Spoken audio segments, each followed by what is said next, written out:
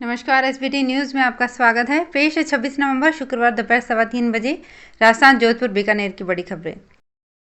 देश आज 71वां संविधान दिवस मना रहा है। इस मौके पर संसद के सेंट्रल हॉल में मुख्य कार्यक्रम हुआ। कार्यक्रम में प्रधानमंत्री नरेंद्र मोदी ने बिना नाम लिए कांग्रेस पर हमला बोला। उन्होंने परिवारवाद पर निशाना साधते हुए कांग्रेस को party for the family, party by the family कहा। मोदी ने ये भी कहा कि संविधान बनाने वालों ने देश हित को सबसे ऊपर रखा, लेकिन समय के साथ नेशन फर्स्ट पर राजनीति का इतना असर हुआ कि देश हित पीछे छूट गया। एक ही परिवार का पार्टी चलाना लोकतंत्र के लिए सबसे बड़ा संकट है। भाजपा के राष्ट्रीय उपाध्यक्ष वसुंधरा राजे अपनी देवदर्शन और सामाजिक यात्रा के तहत गुरुवार को जिले के अमरवासी, गोवर्धनपुरा और भीलवाड़ा शहर में पहुंची। इस दौरान भाजपा कार्यकर्ता व उनके समर्थकों ने उनका जोरदार स्वागत किया।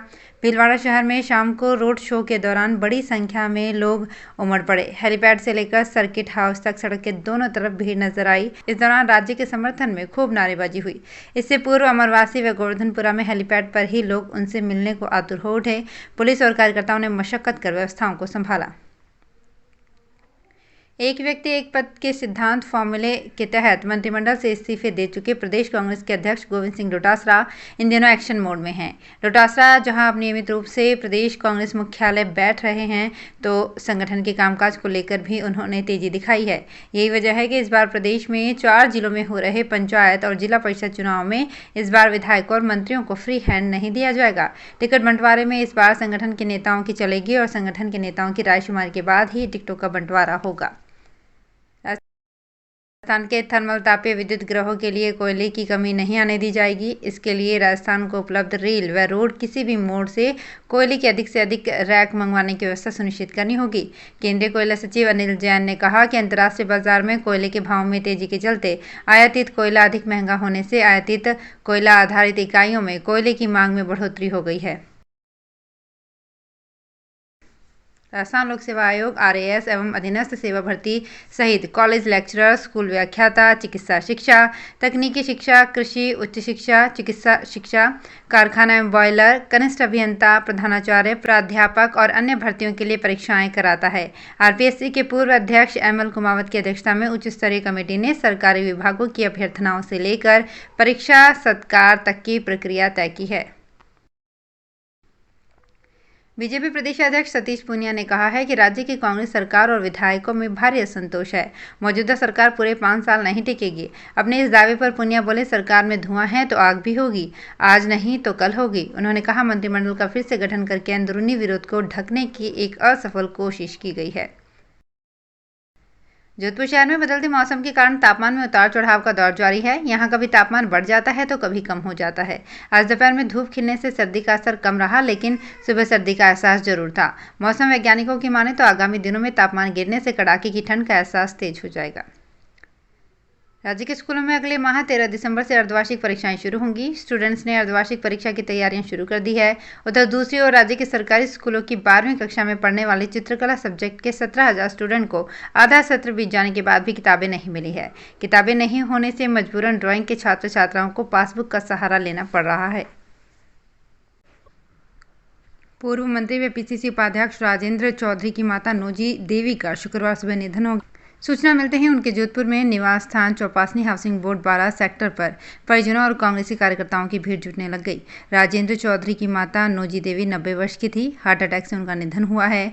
उनके निधन के दौरान पूर्व मंत्री राजेंद्र चौधरी जयपुर थे, फिर वे सड़क मार्ग से जोधपुर पहुंचे।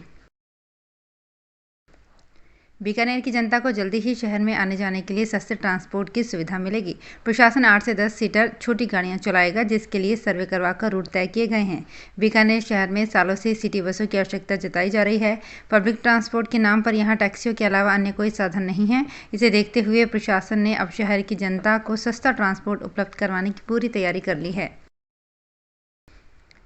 जोधपुर जिले की बिलाड़ा पुलिस ने 112 किलो अवैध डोडा पोस्ट के साथ 2 तस्करों को गिरफ्तार किया है।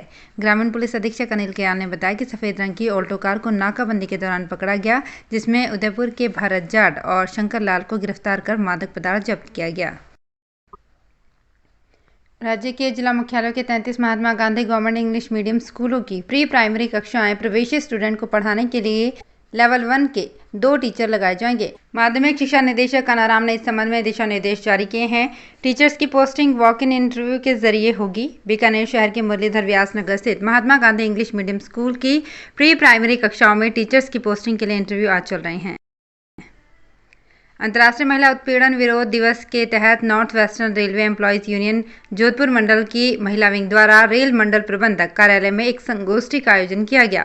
संगोष्ठी में महिलाओं को अपने खिलाफ होने वाले कार्यक्षेत्र में मानसिक एवं शारीरिक उत्पीड़न के खिलाफ आवाज उठाने के लिए सभी महिलाओं को जागरूकता का संदेश दिया गया। जोधपुर रेल मंडल के रेल व्यवसाय विकास सप्ताह के अंतर्गत मरुधरा इंडस्ट्रीज एसोसिएशन के साथ मंडल रेल प्रबंधक कार्यालय में विशेष सत्र में बैठक हुई।